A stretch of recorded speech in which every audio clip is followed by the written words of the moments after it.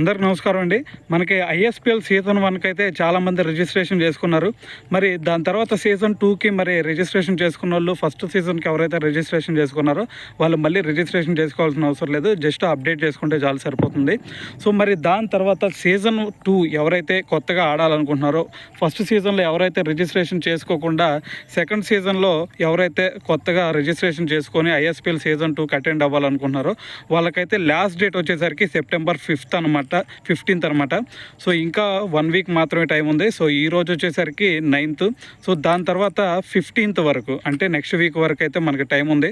So ఎవరైతే registration చేసుకోవాలనుకుంటున్నారో season 2కి, so వాళ్ళైతే ఇప్పుడు రిజిస్ట్రేషన్ చేసుకోండి. 1100 అయితే మీకు రిజిస్ట్రేషన్ ఫీజు ఉండిద్ది, అదంతా మీ అందరూ తెలిసిందే. సో దాని తర్వాత మీలో కొంతమందికి కొన్ని డౌట్స్ ఉండొచ్చు.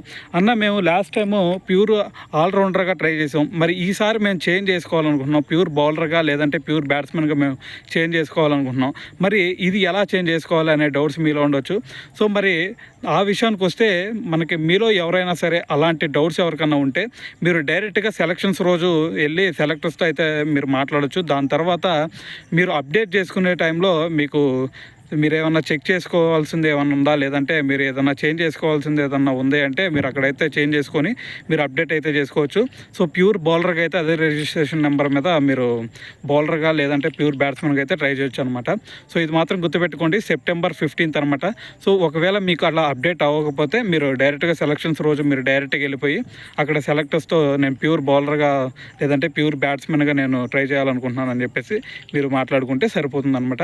సో కొత్తగా ఎవరైనా సరే రిజిస్ట్రేషన్ చేసుకొని ఐఎస్పిఎల్ సీజన్ 2 ఆడాలనుకుంటున్నారో వాళ్ళకి లాస్ట్ డేట్ అయితే సెప్టెంబర్ 15th. మళ్ళీ చెప్తున్నాను, గుర్తుపెట్టుకోండి.